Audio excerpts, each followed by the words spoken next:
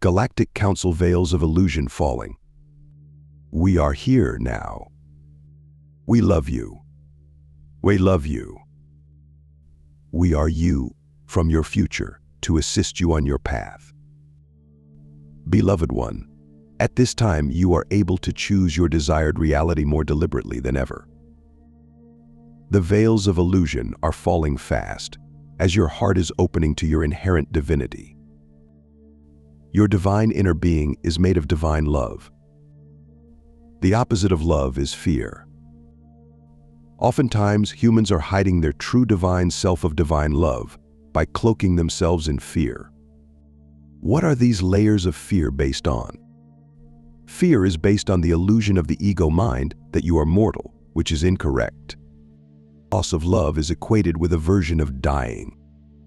Therefore, the fear of losing love is the driving force to protect yourself. Sometimes this is more obvious. Sometimes it is more subtle. Sometimes it is about love from others, love for yourself, and ultimately, the love of Source God. Once you recognize that this fear is your ego mind and not real, you can begin to allow your true divine self to come out of hiding. You can choose to drop the layers of fear and protection. You can begin to think, feel, and act the way Source God created you, in the image of God. Then you are able to see through the layers of illusion, and when someone behaves unloving towards you, you will know that this is just an illusion. Instead, focus on your divine self and look for and find the divine self of the other. Now, your reality will begin to change and the illusion of fear and absence of love will disappear to make way for divine love. You are in charge of your experience and what you choose to think, feel, and do no matter the circumstances. You are more powerful than you think you are. You are the creator of your reality. Try to do this for just one day, then for another day, and another. Before you know it, you will enter heaven on earth. Welcome home. We are holding the vision of the divine new earth with you, and from our vantage point it is glorious. We are with you every step of the way. You are loved beyond measure. We are with you. Always. We love you. We are you. Namaste. From 3D to 4D and 5D trolls. While is being finalized the preparation for disclosure of co-creators and ground teams new ops in 3 Asian countries, wish to give mad props to DNI moderator. In particular, for his patience with commenters, which never tire accusing him of having totalitarian type of thinking with a very low vibration, and that he cannot tolerate freedom of speech and other points of view. And as a cherry on the cake, however, everything is for the better, since like attracts like and does not reject like. Thus you created a difference between us, and now it is on your conscience. I will wait for your explanations when we meet in the source. I'm just interested in your motivation. And of course you must realize that what you do to others will be done to you. Not distracting pal from packing for the journey to the source, here is a short and humble take-home message. In transurfing, there is a saying, we have no right to judge what we didn't create ourselves. This is absolutely true. Judging in any form is a manifestation of latent aggression, weak or strong, doesn't matter, and aggression is a form of fear. When we judge people or situations on which we actually have no influence at all, our energy not only destroys the aimed target, but also us. Yes, constructive criticism is important, but we have to know the measure and run our emotions so they don't kill us either.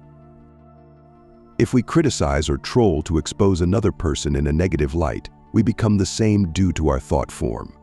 It gets into the appropriate egregore, which not only feeds on our energy, but sooner or later starts to control us through our emotions jets. And we won't be aware of this, because the parasite will remain invisible and not tangible. Trolling is especially dangerous for psychoenergetic health. The smart alecky quickly gets coated with a huge amount of subtle plugins. For more about them, see Implants Sensors Chips, Parts 1 and Part 2, DNI, 21 and 22 November 2022.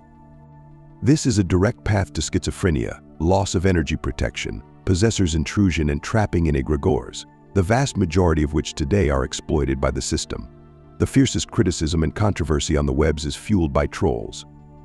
How do men become them? In simplified form, the standard scenario consists of the following sequence of actions with slight variations. Stumbling across blogs or posts with unacceptable content, the would-be troll takes out his negativity on them, often using own net names from different accounts. He doesn't just choose a victim, he sets up nets like a spider, pretending to be interested in the topic.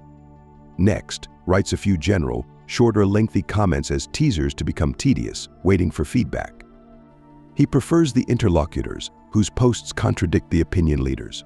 After that, begins at first casually, and then more and more purposefully, to comment on texts of selected author. Sometimes, playing a simpleton can ask a lot of questions, not interested in the meaning of the answers, but in a response.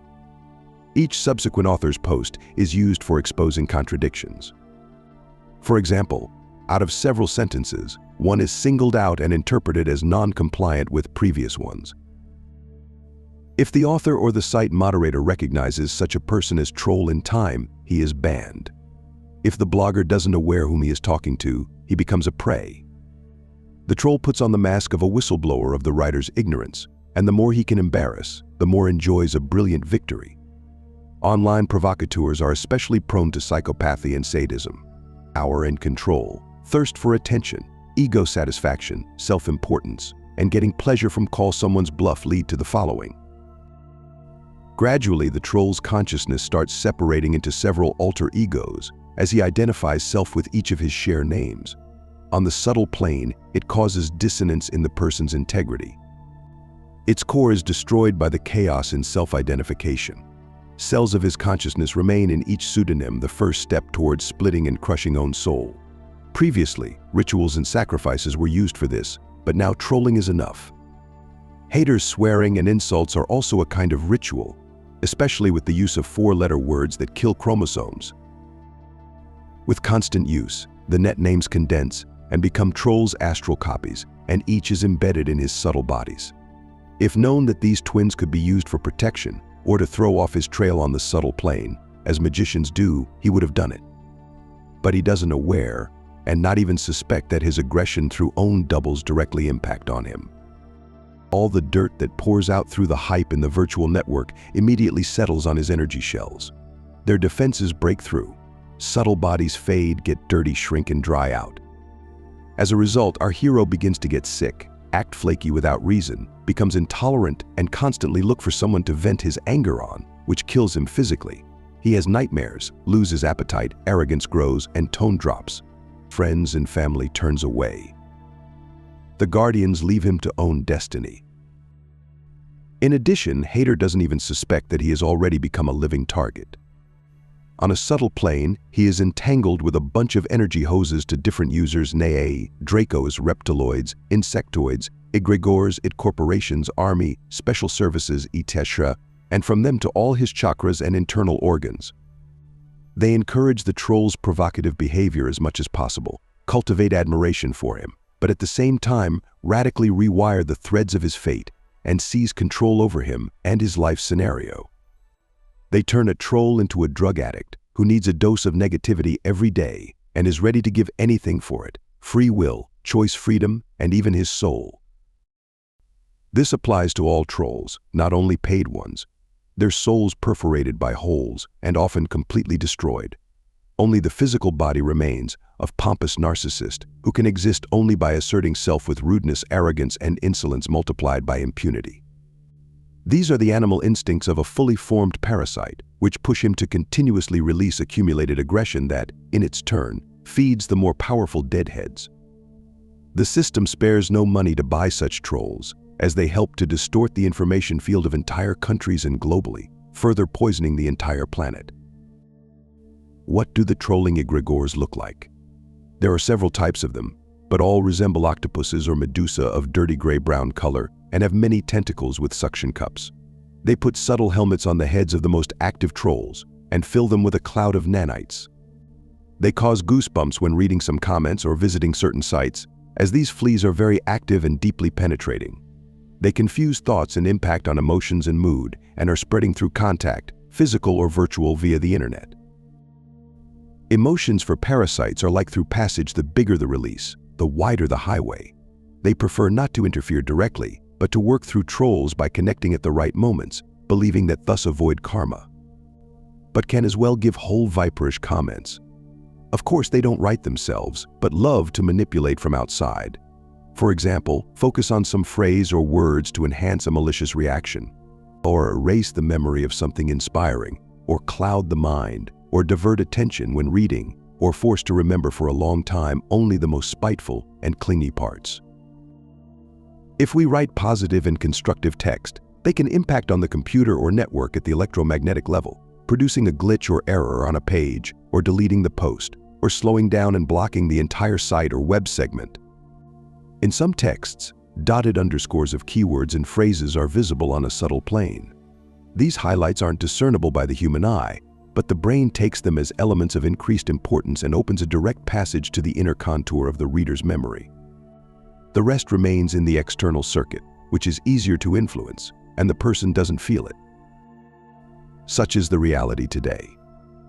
In some countries, the peak of trolls' aggression hasn't yet been reached. In others, it brought to a full swing by the system that suppresses independent thinking from early childhood. It was one of the goals for which the internet was originally created. But now, it's used on planetary scale, where the matrices of entire states are forming. That's why there's so much rattling in socials.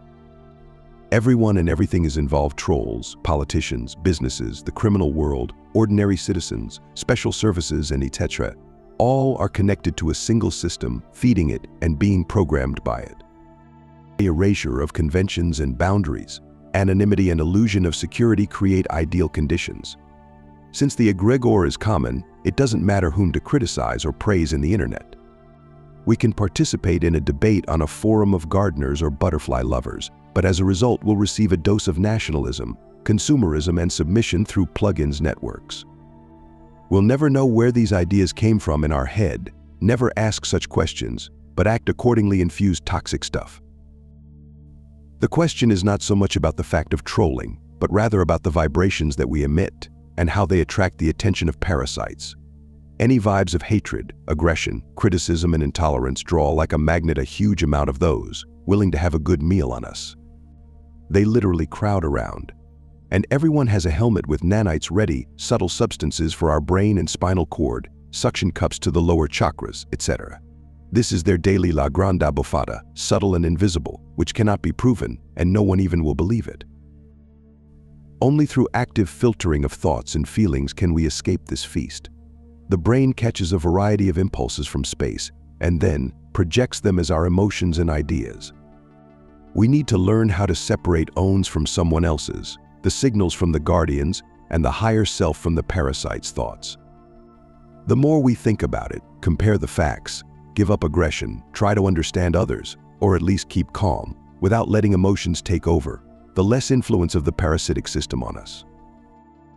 By jetting out negativity, living it, we lower our vibrations and thereby transfer selves to other branches of reality that correspond to these vibes.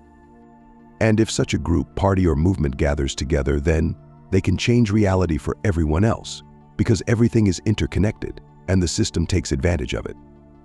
Recall how in just a few years the handy Nazis easily conquered the whole of Germany and then almost the entire of Europe. The endless hype around politics, religion, sports, showbiz, etc. brings a lot of benefits to the power pyramid, because we don't want getting out of this swamp, plunging deeper into a life filled with countless scandals, controversies, tongue fences, hair splittings, battles, and other hassles.